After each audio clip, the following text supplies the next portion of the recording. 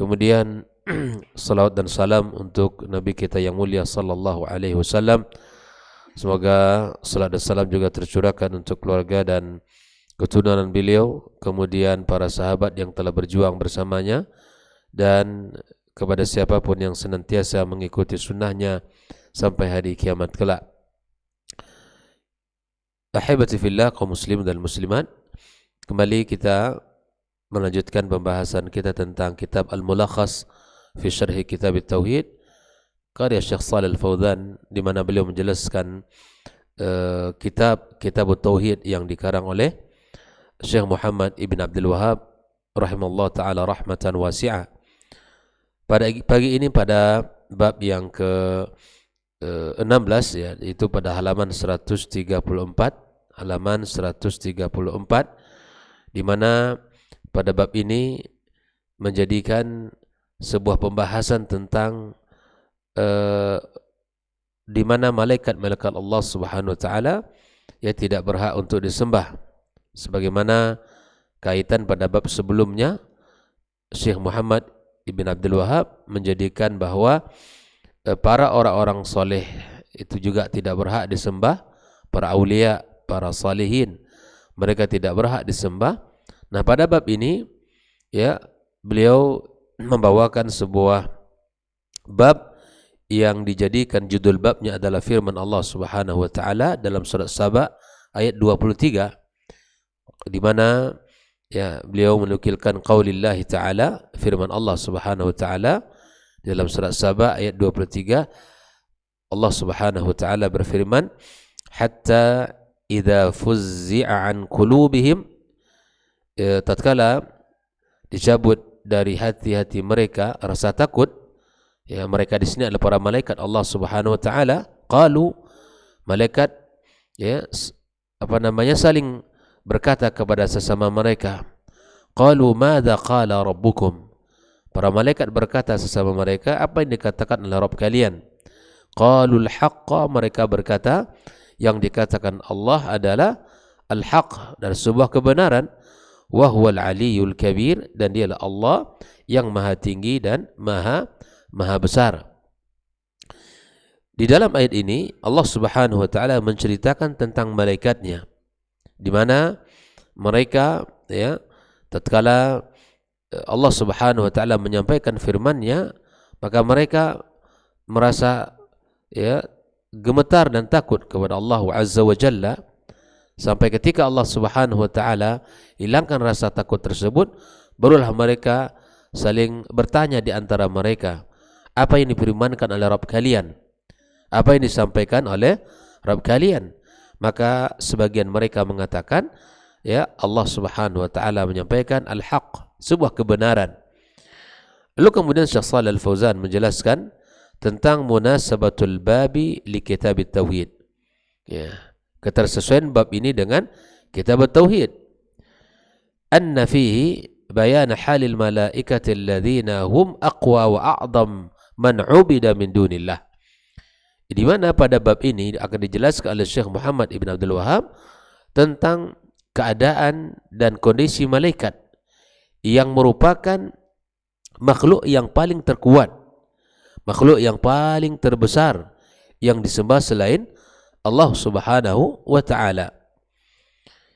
Di dalam bab ini diinginkan bahwa para malaikat-malaikat saja yang memiliki kekuatan, yang memiliki kemampuan, mereka tidak berhak disembah. Ya, mereka tidak berhak disembah, apalagi yang lainnya.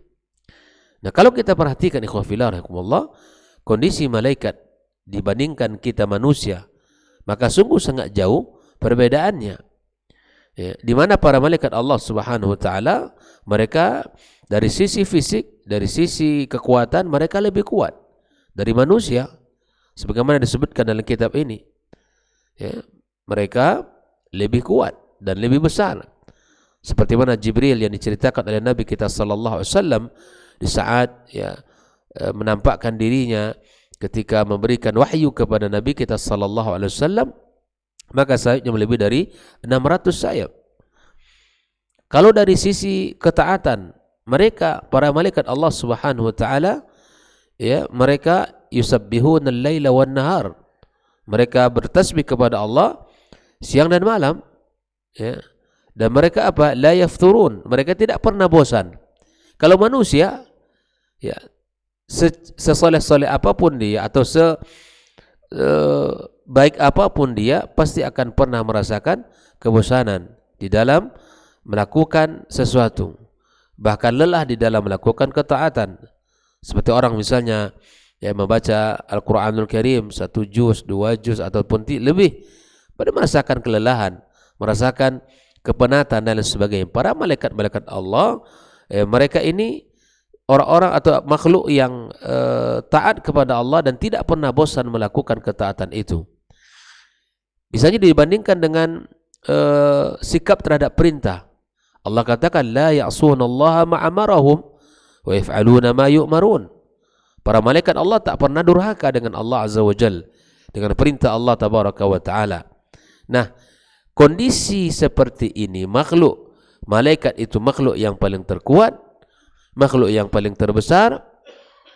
Bahkan ketika Nabi sallallahu alaihi wasallam di saat beliau bangun dari pingsan, ya, dari lari dari kejaran orang-orang sufaha Taif, datang malaikat Allah Azza wa Jalla yang menawarkan, ya, akan mengangkat 2 bukit Akhshabain yang besar itu kepada ahli Taif jika Nabi menginginkan. Adakah manusia yang mampu mengangkat bukit? Tidak ada. Tapi malaikat Allah berikan kelebihan.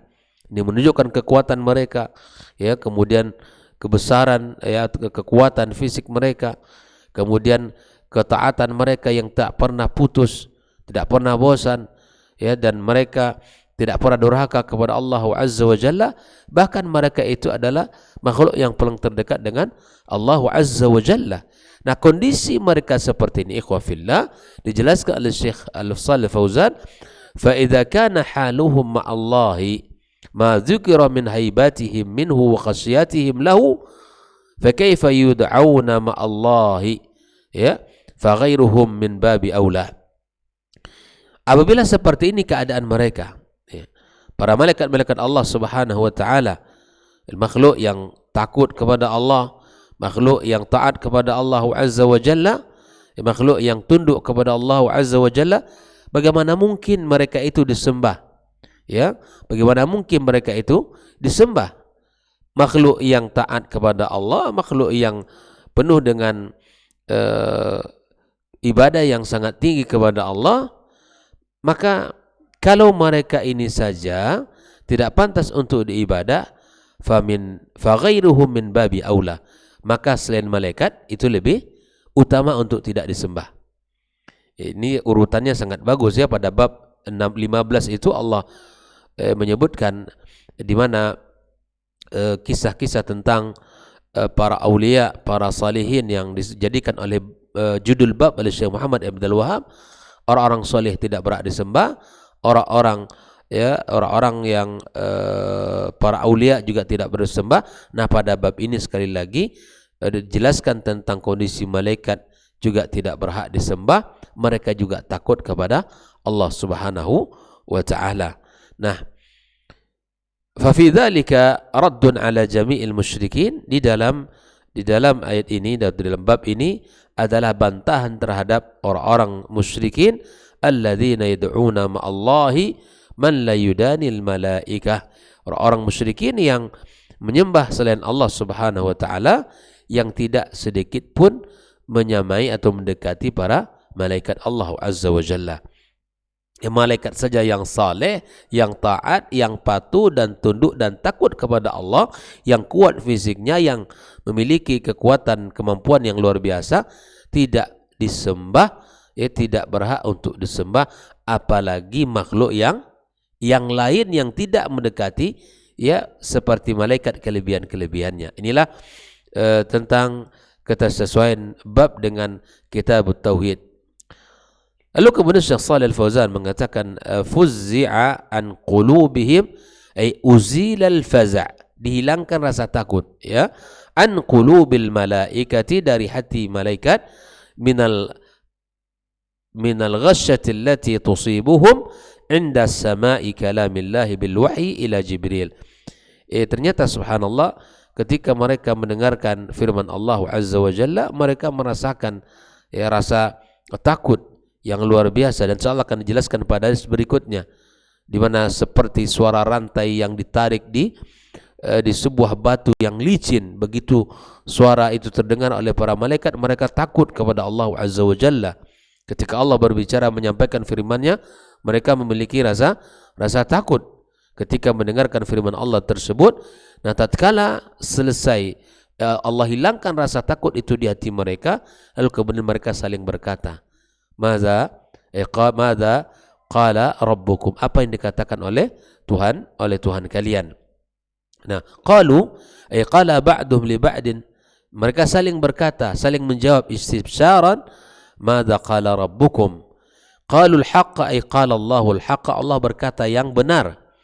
Wa huwal ali alladhi la uluwul qadar, tidak ada yang alladhi lahu uluwul qadar, yang memiliki ketinggian, wa uluwul qahar, ya ketinggian yang mengalahkan, wa uluwul zat, dan zatnya yang maha tinggi. Al-kabir alladhi la akbaru wa la a'zam minhu tabaraka wa ta'ala, yang tidak ada lebih besar dan tidak ada lebih agung dari Allah Subhanahu wa ta'ala.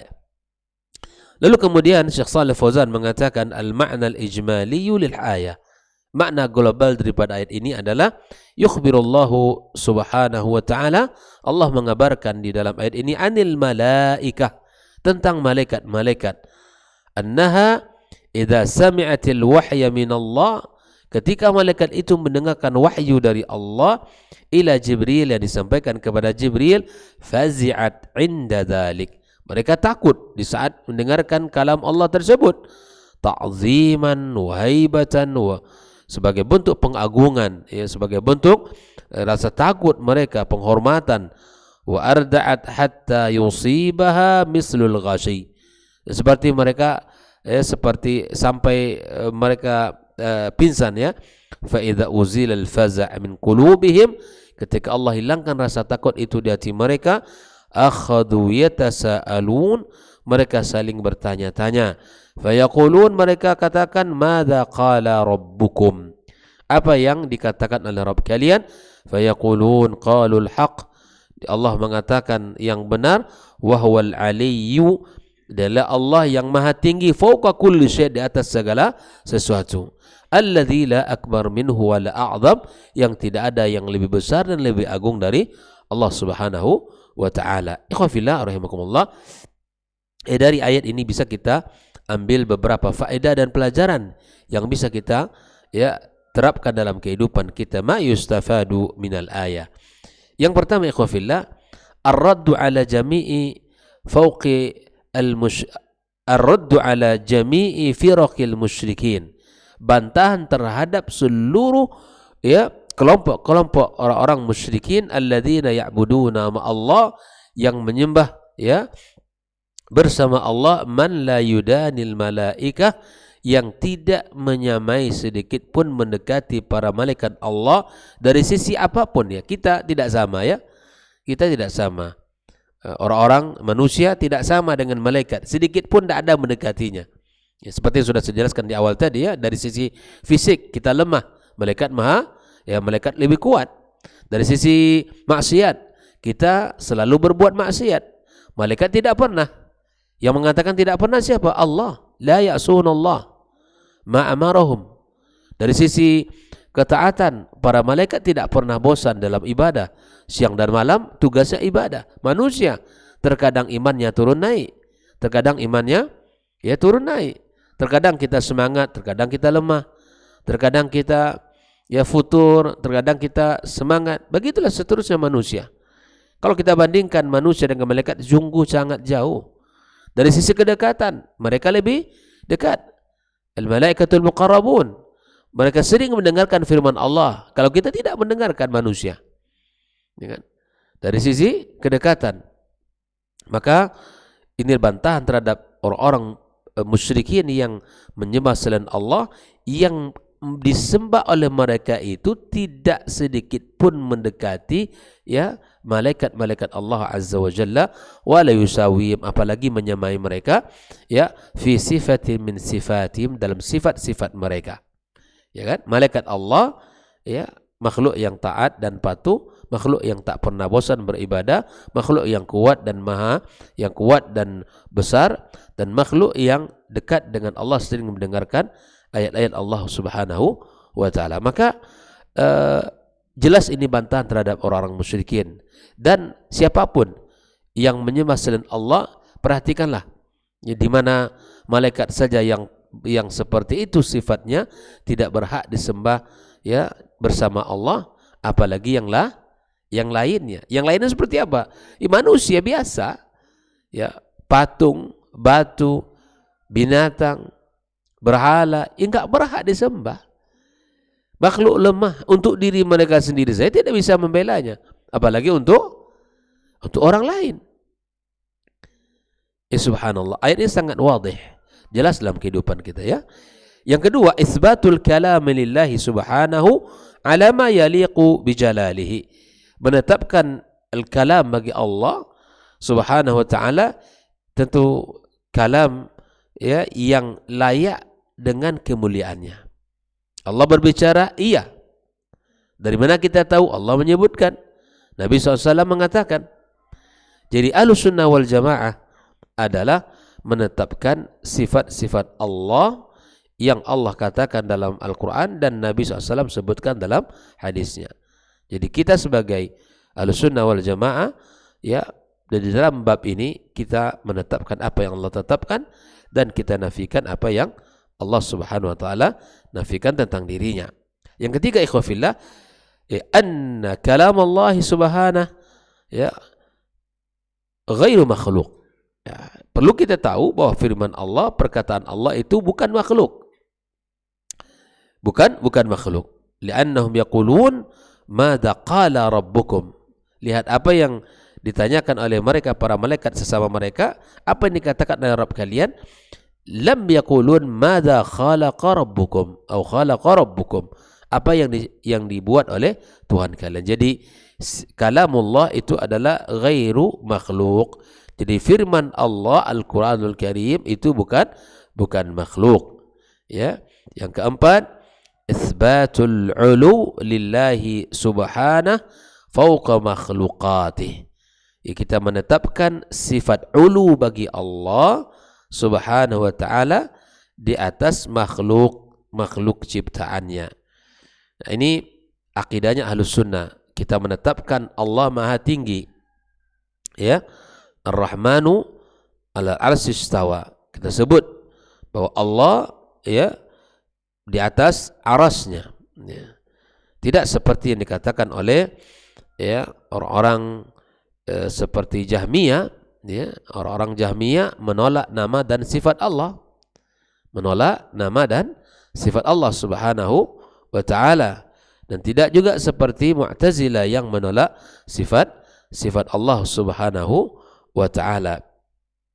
Sesungguhnya kalau kita lihat ikhwafillah, apa yang dikatakan oleh orang Jahmiyah atau orang Mu'tazilah, mereka ini ingin ya mensucikan Allah Subhanahu wa ta'ala.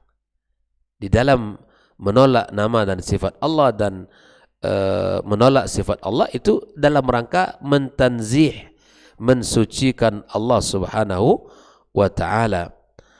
Mensucikan Allah tidak sampai kita menghilangkan sifatnya.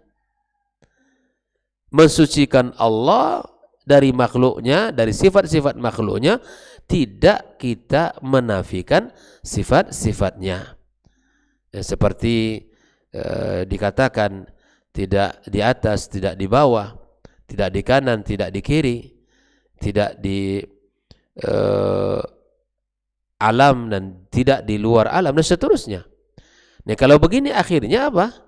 Allah tidak ada, karena tidak ada sifat. Coba kita lihat, adakah di dunia ini, di makhluk ya, adakah ya sesuatu yang ada tidak ada sifatnya? Tidak ada, pasti ada sifatnya. Maka ketika ingin mentanzih Allah dengan menafikan sifatnya, ini adalah ya kebablasan. Ini adalah kebablasan, melampaui batas, sehingga Allah tidak ada sifat baginya. Kalau ditetapkan sifat, lalu kemudian dia akan mengatakan apa? Mengatakan Allah seperti makhluknya. Tidak. Ya, Ahlus Sunnah wal Jamaah menetapkan sifat bagi Allah Subhanahu wa taala sebagaimana Allah katakan sifat itu terhadap dirinya, seperti mana dalam ayat ini, wa huwal aliyul kabir. Dia maha tinggi dan maha besar, ya. Yukhafillah, misalnya kalau kita katakan, ya, Allah di atas arsy, lalu mereka katakan, apakah Allah butuh dengan makhluk? Apakah berarti, ya, Allah butuh dengan makhluknya atau butuh dengan tempat? Kalau kita katakan Allah di atas arsy, lalu mereka katakan berarti Allah butuh kepada tempat. Ikhwafillah, coba kita lihat, jangan kita bicara dengan Allah Subhanahu wa taala. Ya, di atas bumi ada langit, kemudian langit ke pertama, kedua itu ada jaraknya dan sampai ke langit ketujuh. Ya, kemudian setelah itu ada lagi jarak, kemudian kursi, kemudian di antara itu ada lagi, dan arsy. Nah, di atas arsy kita kan tidak tahu jumlahnya, besarnya arsy, volumenya arsy, karena Allah tidak menyebutkan. Dalam ciptaannya saja kita tidak tahu, tidak mengetahuinya, apalagi tentang Allah Subhanahu wa taala. Jadi tidak benar bahwa kalau kita katakan Allah Subhanahu wa taala memerlukan tempat, tidak benar. Allah tidak butuh kepada makhluknya. Tetapi kewajiban kita adalah di mana kita meyakini apa yang Allah Subhanahu wa taala sampaikan, ya, tentang dirinya, dan kita amini, cukup begitu saja.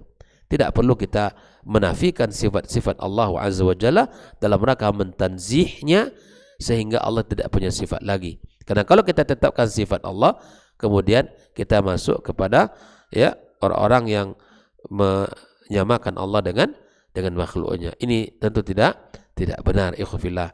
Maka tetapkan bahwa Allah Subhanahu wa taala, ya, berbicara. Allah Subhanahu wa taala maha tinggi. Allah Subhanahu wa taala maha tinggi di atas seluruh makhluknya. Kemudian yang kelima adalah isbatu azamatillahi tabaraka wa taala, menetapkan bahwa Allah itu maha agung, maha agung. Jadi di dalam bab 16 ini, di mana Syekh Muhammad Ibn Abdul Wahhab membawakan dalam surat Saba ayat 23 ini tentang malaikat-malaikat Allah Subhanahu wa taala yang takut kepada Allah ketika mereka mendengarkan firman-firman-Nya. Nah, mereka saja takut kepada Allah Azza wa Jalla dengan seluruh ketaatan yang sudah mereka lakukan, dengan fisik mereka yang sangat kuat dan besar, dengan tidak pernah bosannya mereka kepada Allah di dalam beribadah. Mereka tidak berhak untuk disembah. Famin babi aula, ya, maka lebih utama pula selain malaikat untuk tidak disembah. Jelas, ya? Jadi penekanan bahwa bab ini dan bab-bab sebelum dan sesudahnya, bahwa, ya, makhluk Allah batil untuk disembah, tidak boleh disembah. Yang berhak disembah adalah Al-Khaliq, yang maha kuat, yang maha tinggi, yang maha perkasa, yang memiliki segala-galanya. Ya, Allah tidak berhak untuk selain Allah tidak berhak untuk kita sembah. Inilah penekanan pada bab yang ke-16 ini pada halaman 136. Malaikat-malaikat saja tidak berhak disembah, apalagi yang lain. Kemudian malaikat-malaikat juga memiliki rasa takut kepada Allah Azza wa Jalla, dan dalam rangka mengagungkan Allah. Nah, kok bisa kita sembah para malaikat-malaikatnya yang mulia tersebut, ya, sedangkan mereka saja taat kepada Allah Subhanahu wa taala. Mudah-mudahan bab ini bisa kita pahami dengan baik dan benar, dan bisa kita murnikan ketaatan kita hanya kepada Allah semata, tanpa kita mencampuri dengan beribadah kepada selain Allah Subhanahu wa taala. Yang mudah-mudahan kita dilindungi oleh Allah dari kemusyrikan dan kita dijaga oleh Allah dari segala penyimpangan-penyimpangan dalam ketaatan dan ibadah kita kepadanya. Wallahu taala alam. Semoga Allah jaga kita dan keluarga kita dan anak keturunan kita sampai hari kiamat kelak yang namanya dari kesyirikan ini. Terima kasih. Semoga Allah berikan kebaikan dalam setiap langkah kita. Wa sallallahu ala nabiyyina Muhammadin wa ala alihi wa sahbihi ajma'in. Wa subhanakallahumma bihamdik asyhadu an la ilaha illa anta astaghfiruka wa atubu ilaik. Wassalamualaikum warahmatullahi wabarakatuh.